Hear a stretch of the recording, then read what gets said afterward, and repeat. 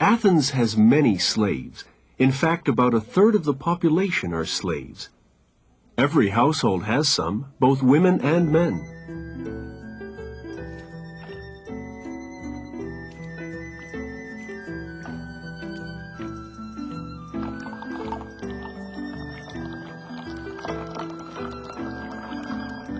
But in the home, the wife has to supervise them and see to the weaving and making of all the clothes for her husband, the children, and herself. What were the clothes like? For women, a piece of material hanging from the shoulders and kept in place with a belt. It was called a chiton. And for men? The same, but worn shorter, to the knee. And no one wore underclothes.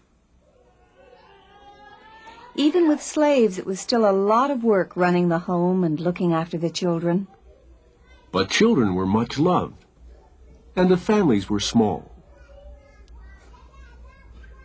There were toys like these to play with. They're not so different from today's. At 6, if you were a boy, you went to school to read and write, using a wax-coated tablet and a stylus. You would have also learned math using an abacus.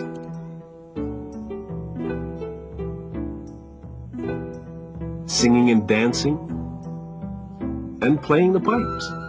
Girls didn't go to school, but were educated at home.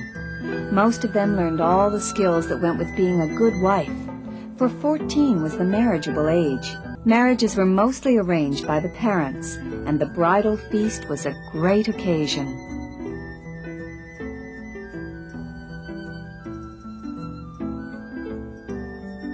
In the Greek colonies, girls were given more education, and some were mathematicians and writers. Girls also had to learn the proper rituals for all the religious festivals. The mourning rites were performed mainly by women.